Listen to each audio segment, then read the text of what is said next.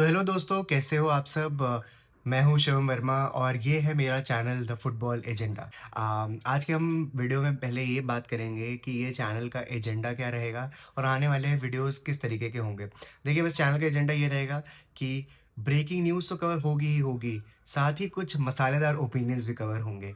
अगर आपको मसालेदार ओपिनियंस फुटबॉल को लेकर पसंद हैं, तो ये चैनल आपके लिए ही बना है। अब हम बात करते हैं आज के टॉपिक के बारे में। देखिए, मेरा पहला वीडियो और मैं चाहता था कि मैं एक रियल मैड्रिड पर ऊपर वीडियो बनाऊँ, बट रियल मैड्रिड के ऊपर वीडियो मैं इसलिए अभी नहीं बना रहा हूँ, क्योंकि मुझे लगता है कि पहली जो वीडियो होनी चाहिए, वो होनी चाहिए वर्ल्ड कप को लेके, जो आने वाला फीफा वर्ल्ड कप 2026। मेरा हॉट टेक ये है कि जो आने वाला फीफा वर्ल्ड कप 2026 है, उसका विनर होगा फ्रांस। फ्रांस ये वर्ल्ड कप क्यों जीतेगा? मुझे लगता है फ्रांस पिछले कुछ सालों में वर्ल्ड फुटबॉल को डोमिनेट किया है फ्रांस ने। और आप देखिए कि उनकी जो स्क्वाड है, it is stacked with players, इतने ज़्यादा बेहतरीन वर्ल्ड क्लास प्लेयर्स इस समय फ्रांस के पास है। मतलब आप देखिए, उनके बैकअप का भी बैकअप प्लेयर जो है ना, वो दुनिया की किसी ऐसी छोटी-मोटी टीम का फर्स्ट टीम प्लेयर भी बन सकता है। तो गाइस, मुझे लगता है कि फ्रांस इस बार भी ये वर्ल्ड कप ज़रूर जीतेगा और उसका मैं आपको रीज़न बताता हूँ। मैं ऐसी हवा में कुछ नहीं कह रहा हूँ। मुझे लगता है कि फ्रांस सबसे पहले तो एक रिवेंज मोड में होगा।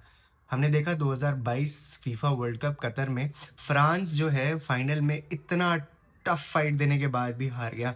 हमने एम्बापे की वो परफॉर्मेंस देखी, जहाँ पर एम्बापे ने फिनोमिनल गोल्स मारे और क्या कहते हैं, बहुत क्लोज़ आ गए थे वो मैच को जीतने के, लेकिन अर्जेंटीना की किस्मत उस दिन बहुत अच्छी थी और फ्रांस की ख़राब। लेकिन मुझे लगता है कि फ्रांस पूरे टूर्नामेंट डोमिनेट करेगा ये वाला। हमने एम्बापे का फ़ॉर्म देखा है। एम्बापे ने जब से रियल मैड्रिड जॉइन करी है, वो स्पीडस्टर की तरह नहीं खेलते जो वो 2018 वर्ल्ड कप में हमने उन्हें देखा था, कि जो बॉल आई और भग गए बस, ऐसा नहीं करते थे वो। अब नहीं करते वो ऐसा, मुझे लगता है। अब मुझे लगता है कि फ्रांस में एम्बापे का जो गेम है ना, थोड़ा मैच्योर हो गया है। हमने ना ये सारी चीज़ें जो हैं वो रोनाल्डो में भी देखी थी। जब आप उन्होंने रोनाल्डो को आपने मैनचेस्टर यूनाइटेड में देखा था। रोनाल्डो क्या है कि बहुत ज़्यादा स्किल्स, तेज़ भागना, कुछ भी एकदम ऐसे एक वो लौंडा होता है नया-नया निकल के, और फिर वो उसके बाद अपने स्किल्स दिखा रहा है स्कूल्स में ऐसे करके। सो रोनाल्डो वो वाला था, शो बोट वाला सीन होता है, शो बोटिंग। बट मुझे लगता है कि एम्बापे के साथ भी एक वही सीन था, उसको अपनी स्पीड बहुत दिखानी होती थी, जो उसको 90% केसेज़ में हेल्प की। लेकिन अब एम्बापे ना एक वही रोनाल्डो वाले पाथ पे जा चुका है रियल मैड्रिड जॉइन करने के बाद। Now I think he is playing a more mature football. He wants to dominate football, he wants to he has eyes on Ballon d'Or. वो अब गोल स्कोरिंग मशीन बनना चाहता है रोनाल्डो के बाद। हमने देखा ना कि रोनाल्डो क्या गोल स्कोरिंग मशीन से 40 प्लस गोल्स हर सीज़न मार ही रहे थे। एंड एम्बापे भी उसी राह पर जा रहे हैं, अगर आप देख रहे हैं तो। एम्बापे भी उसी तरीके से खेल रहे हैं। मुझे लगता है कि एम्बापे अगर इस बार वर्ल्ड कप में खेल पाते हैं उसी तरीके से, सो वो डोमिनेट करेंगे, वो टॉप स्कोरर रहेंगे। एंड मुझे लगता है कि एम्बापे जिस तरीके से रियल मैड्रिड में खेल रहे हैं, हालाँकि अभी पिछली कुछ टाइम से उनकी कुछ इंजरीज़ रही हैं, इंजरीज़ से भी जूझ रहे थे वो। लेकिन मुझे लगता है कि if he is fully fit, then उनको स्टॉप करना बहुत ज़्यादा मुश्किल हो जाता है। और दूसरी मुझे लगता है कि जो डिडियर डेशाम्स जो फ्रांस के कोच हैं, अम, वो बहुत ज़्यादा फ्रीडम देंगे प्लेयर्स को चीज़ें करने के लिए, क्योंकि अगर आप मैन मैनेज करोगे इस टीम में, this this team has superstars, but with superstars comes greater ego. So वो ईगो भी आ जाता है वहाँ पर इन सुपरस्टार्स का। एंड ये वो जनरेशन नहीं है जो मैनेजर ने जो बोल दिया वो सुन ले। जैसे एलेक्स फर्ग्यूसन के टाइम होता था कि मैनेजर ने अगर बोल दिया कि भाई एक सर्टेन यू नो बाल बाल रखने एक तरीके के, तो फिर वो रख लो। लेकिन उसमें भी एक डेविड बेकहम निकल जाता था, जो अगले दिन बाल एकदम मुड़वा के आ जाता था, टोपी लगा के आता था। फर्ग्यूसन कह रहे हैं कि नहीं टोपी उतार, बट वो कह रहा है कि नहीं नहीं नहीं, मैं दिखाऊंगा तुझे कि क्या कहते हैं, मैं भी एक तरीके से रेबेल हूँ, एक वो बिगड़ा हुआ बच्चा हूँ। तो इस फ्रांस की टीम में बिगड़े हुए बच्चे काफ़ी ज़्यादा हैं, मुझे लगता है। और मुझे ये लगता है कि इस टीम को अगर जितनी ज़्यादा फ्रीडम दी जाएगी ना, ये उतना ज़्यादा मैच्योरली खेलेगी। तो फ्रांस में एम्बापे है, डेम्बेले, डेम्बेले की बात करूँगा यार, come on, what a player, what a season he had, champions league winner PSG के लिए इतनी फिनोमिनल परफॉर्मेंसेस दी उन्होंने पिछले सीज़न, इस सीज़न भी अच्छा खेल रहे हैं, उस तरीके का स्टैंडर्ड अभी तक नहीं रहा है, बट वी नो कि डेम्बेले अपने फॉर्म में जब होते हैं, वो क्या कर सकते हैं, तबाही मचा सकता है भाई ये लड़का। मतलब आप देखिए बैलन डॉर जीत कर कितना बड़ा एक बूस्ट मिलता है, आपके ऊपर सारी आँखें होती हैं।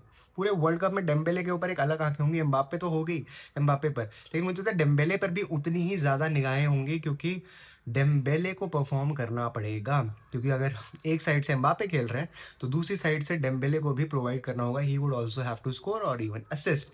एंड अब बात करते हैं कि इनके डिफेंस के बारे में। देखिए डिफेंस भी बहुत अच्छा है। Saliba one of the best defenders in the world, पिछले कुछ सालों में आर्सेनल के लिए खेलते हैं। हमने देखा है उनको आर्सेनल में किस तरीके से वो चीज़ों को होल्ड करते हैं बैक में। एक ज़्यादा ज़्यादा उनकी एज नहीं है, उसके बावजूद भी एक तरीके से काफ़ी कंट्रोल करते हैं चीज़ों को बैक लाइन में। उनके साथ उपमकानो होंगे, उपमकानो भी बहुत अच्छा खेलते हैं। एक डोमिनेटिंग सेंटर बैक हैं, स्ट्रॉन्ग है, तगड़ा खेलते हैं, टैकल करना जानते हैं, शोल्डर पुश मारना चाहते हैं, और आते हैं प्लेयर्स को तोड़ देते हैं। मतलब ऐसे तरीके से ये लोग खेलते हैं। फ्रांस की जो टीम है, जंगलियों की भी टीम कह सकते हैं इसको, जो होती है, बट सोफिस्टिकेटेड अगर आप खेलोगे फुटबॉल आज के टाइम में, तो फिर आप नहीं जीत सकते। मतलब I mean come on, you have to face South American teams as well.